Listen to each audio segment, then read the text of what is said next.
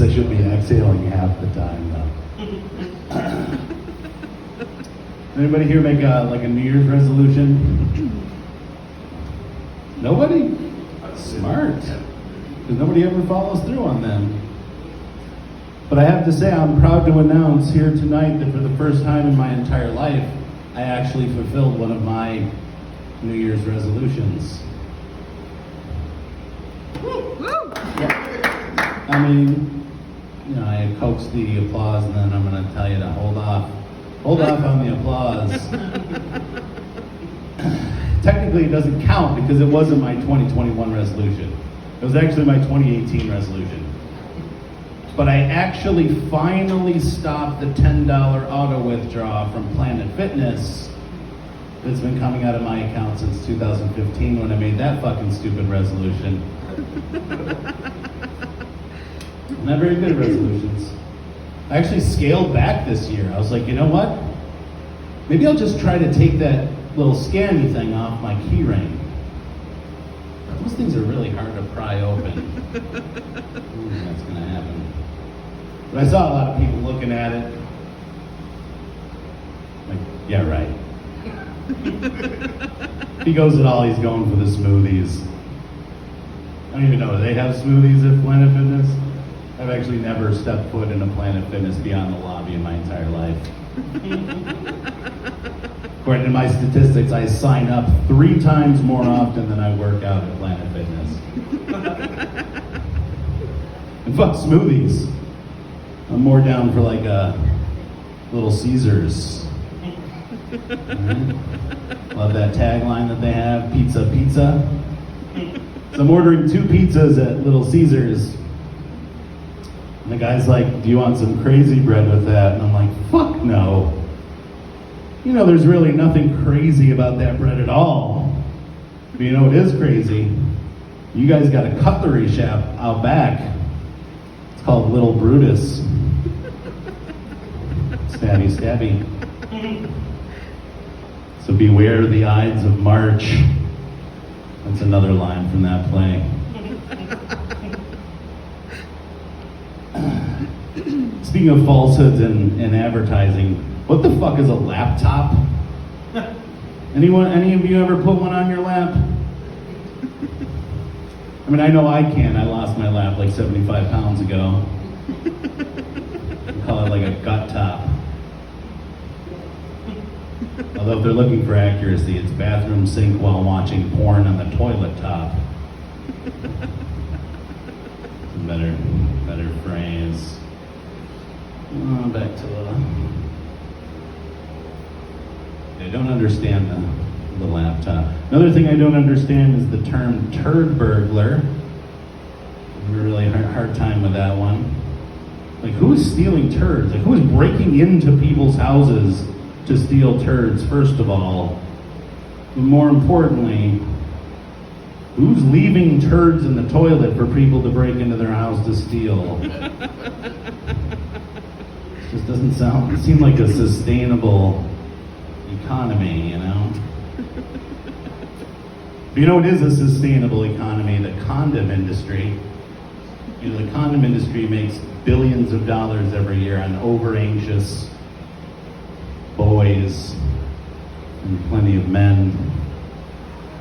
Every box of condoms I had the same lifespan, right? It was the anticipation when I walked into the store that evening, because I actually convinced myself that she was interested in me.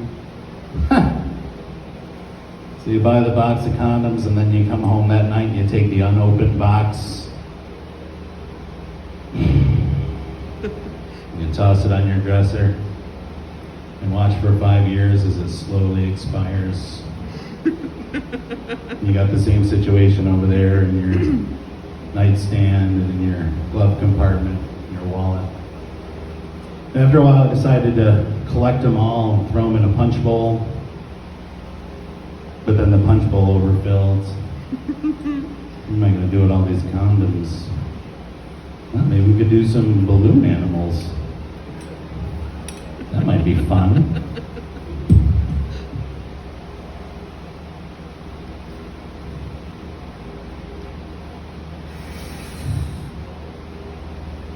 It's an eel.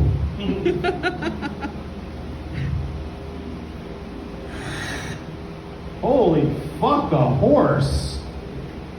No, this is a boa constrictor. This is the next joke. Holy fuck, a horse. That's what I saw the last time I saw a horse. I didn't expect to see a horse that day. Because you don't always see a horse, you know? Like, think about the last time you saw a horse. You thinking about it? I think earlier in that day, did you think, I'm probably going to see a horse today? Yeah, nobody thinks that. Doesn't really work that way. Oddly enough, the last time I saw a horse, I was paying cash for a seedy motel. That's a long story, I don't have time for it. But I was talking to the guy paying him the cash. I had to exchange like 18 words with him, and he's like, you know, you really got a great phone voice. Phone voice? That's oddly specific. Is this guy hitting on me? Does he want some sort of like phone sex? Like, I'll do it. He's gonna pay me. Now, it turns out he actually wanted me to record some presidential speeches from long ago. And I jumped at the opportunity because at the time I was too young to be president. We don't see a lot of presidents as young men, right? We always remember them as old men, right? Well, except Kennedy. Yeah, that's a presidential assassination joke. You laughed at it. Now everyone knows. Now, a couple years ago, that joke was really edgy. Now it's just kind of mean. But assassination does something for your profile, though. I mean, look what it did for Kennedy. I mean, what did Kennedy do?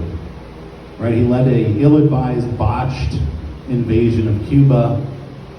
He ignored African Americans at the beginning of the Civil Rights Movement, and he led the world to the brink of nuclear annihilation.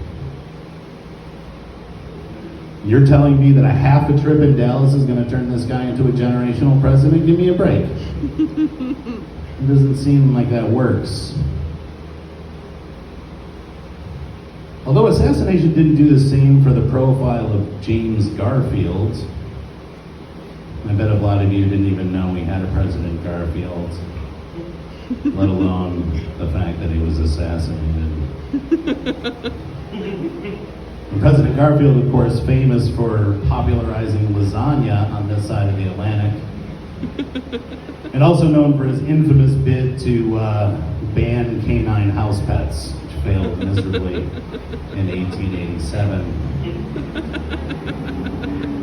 But not even a bullet from the gun of Charles J. Guiteau could make you motherfuckers remember him. I think I have a little bit more time, right? I'm going to tell one more joke. Because I see a lot of youngsters in the room today, and I just have a message for you.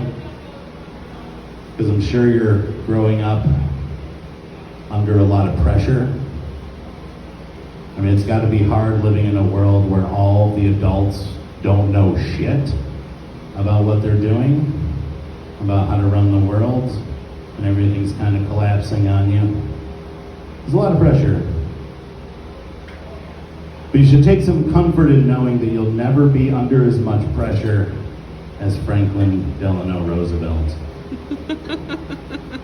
Franklin Delano Roosevelt, he was an old president. When he was growing up in New York, he would go to the store and he would buy a 15-cent piece of candy and he'd pay a quarter. And he'd get his change back, a dime. Anybody here have a dime? Anybody know whose face is on the dime? That's right, Roosevelt's face is on the dime. Did you imagine that situation? The grocer hands him the dime. It's like, hey, Roosevelt, I don't know why you're already on the dime. It better goddamn well be something good. Better be like Social Security or something. And that's the story of the New Deal and Franklin Delano Roosevelt. Thank you very much.